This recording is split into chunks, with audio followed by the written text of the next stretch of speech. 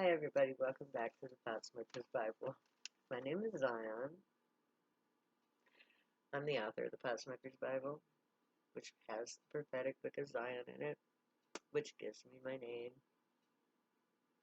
And you guys are really cool feature. So, we're up to Isaiah 54, verse 3. This is a loaded verse. It tells you about my PTSD, my shameful youth of being a sex toy for every pervert who had a chance to rape me, or at least that's how I felt. For my entire childhood, I thought that I was only good for sex, and I hated myself. The widowhood part is a little tricky, because until very recently, my last love was alive.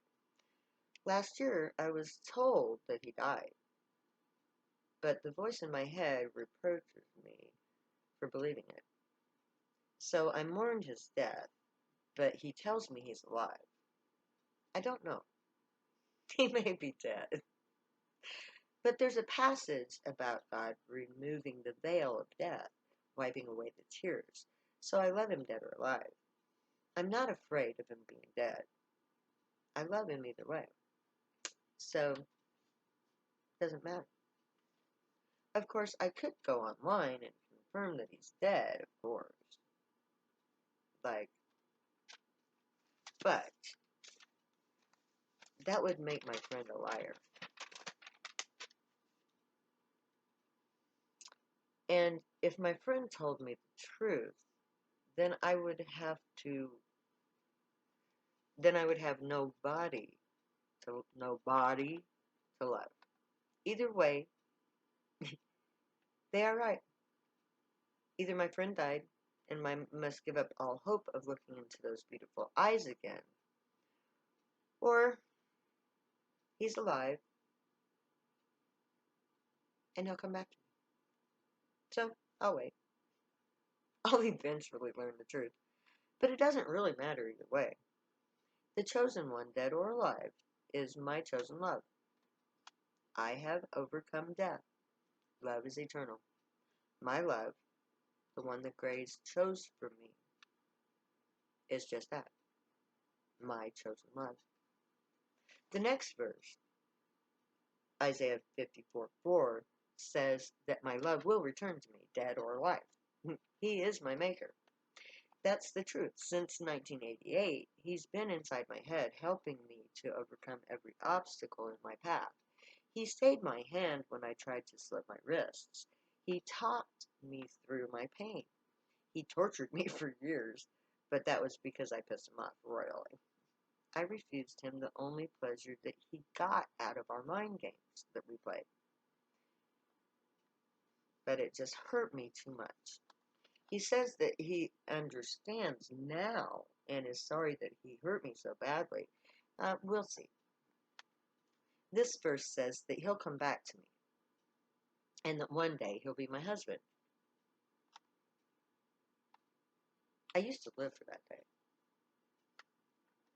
This part of the passage tells of how the chosen one chose someone else. He rejected me in my youth. By the time I moved back home, my love was engaged to another. That very same someone that I had seen him with on the stage in my vision. She married my love. She also divorced him. I gave up stardom to prevent their marriage from lasting, and it worked. And even if he's dead, I'm not sorry. He chose another in our youth. But Isaiah tells me that he will come back to me when his anger turns to love. Now, verse 7 and 8 tells us that either I angered the gray, or I angered my chosen one, or perhaps I angered them both. I know I pissed off Messiah. He told me that he didn't care. I got up enough courage to go talk to him face to face. He put me in my place. He doesn't care. So since then, I've had to let go of him as best I could. I have left him alone. I don't talk to him. ever since then. But he hasn't left me alone.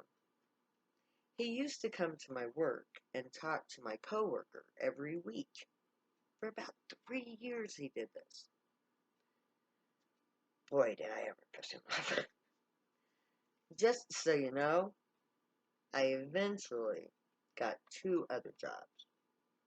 Now, he came to one of those new jobs once with that coworker. That was the last time that I saw him. 2 years later, I went to prison. He was alive when I got back, but he had cancer. I didn't go see him. I told a mutual friend that I wished him well, but that I was over him. You can only love someone in vain for so long. Once he told me face to face he didn't give a shit, what did I do? Love that? But I still haven't loved the voice of him in my head. He's still there. I decided that that voice is enough. His body may hate me, but his voice is my constant companion. And I don't need any more, really. The voice is enough. It's sad, but it's true. My love is a disembodied voice in my head.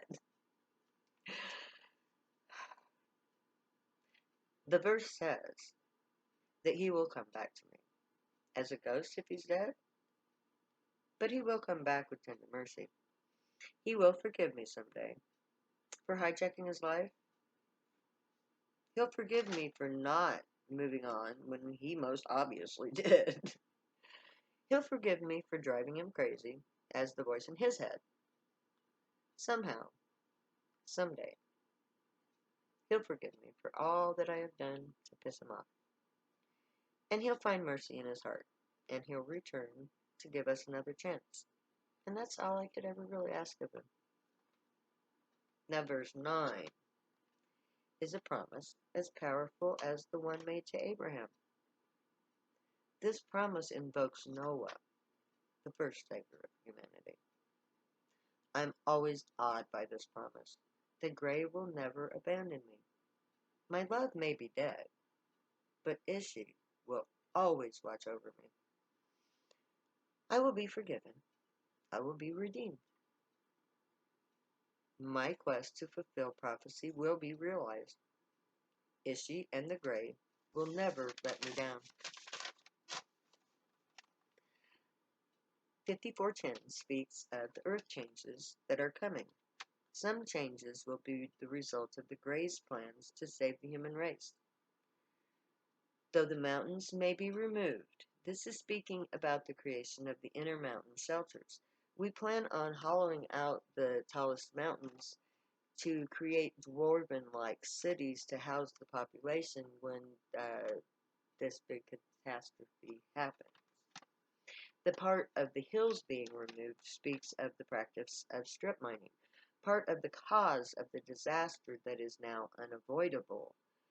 This places the blame on us. We removed the hills to burn coal. The coal burning created the feedback loop that is even now freeing vast quantities of methane. The methane, when supersaturated in our atmosphere, is combustible. Even now, there is evidence of methane building up in the skies above us. The second half of this verse promises me and my people a peaceful life. We will know peace. We will know true joy. Our future will know no war, no lies, no money, no prejudice. I love this part of the passage.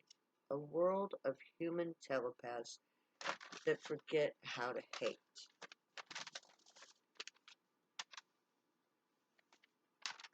Verse 11 and 12 informs us that Zion, the afflicted one, who is not comforted that when she gets to her inner mountain home, it will be made of jewels.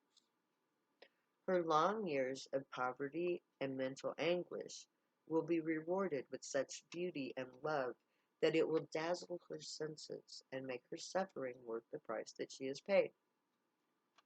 The next two verses says that the gray will teach the children of Zion the things that the gray know. Therefore, integrating the human population into the society of the gray. These children will transform everything. They will learn so many things that we can barely imagine. In a couple of generations, our society will be left behind, too primitive to even be remembered. I can't wait to see my children learning the technology of the gray. Verse 15 tells me that many people shall oppose what I'm doing. They will contest every evidence I bring. I will have to debate every point of the prophecy as so-called experts try to refute my claims and prove their foolish myths. But all who challenge me, or more likely, all who accept my challenge, will lose the debate. Every piece of evidence I bring is backed up by fact.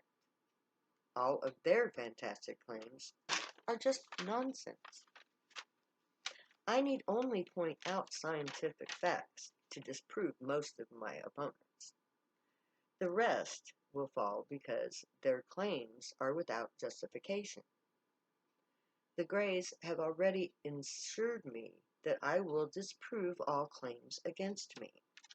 Verse 16 says that the Grey have created the smiths that work in the fires. I believe this refers to my glass workers. All of our beautiful pipes and bongs that we use to get our THC levels high enough for telepathy. The waster to destroy refers to the elements of climate change that our society has mindlessly created, which will be their own self-destruction. This could also refer to an asteroid impact that we already know is coming. The final verse of chapter 54 of Isaiah says that no weapon that is formed against me will work. Everything they try to use against me I will counter. Every charge they make I will disprove. Every person that seeks to prove me false will be proven false in turn. I will condemn all those who try to judge me. I will turn the tables on them, and they will in a sense condemn themselves as I prove each and every point of truth I make.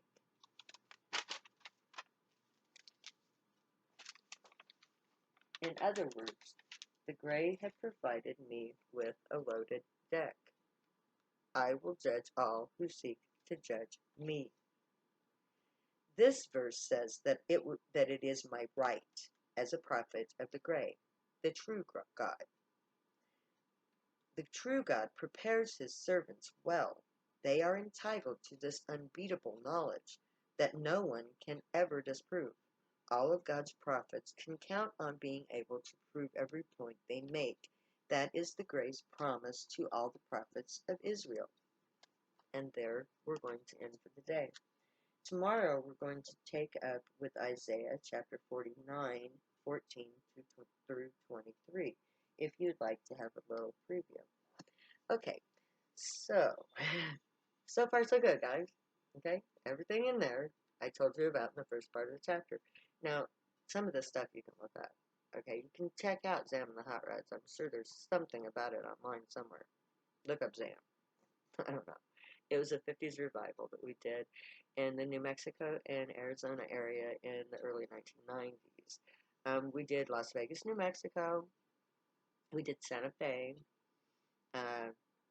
Casa del Sol, Arizona, I believe was the name of the other one that we performed at. We did like the children's school things where we went to school and performed in the schools in school programs. And we did a stadium during a blizzard in Las Vegas, New Mexico. That was a pretty cool night. So You can look that up if you want to. If you remember that, then let people know, okay? So anyway, we'll see you next time. Stay happy and high, my people. Remember, I love you. Later.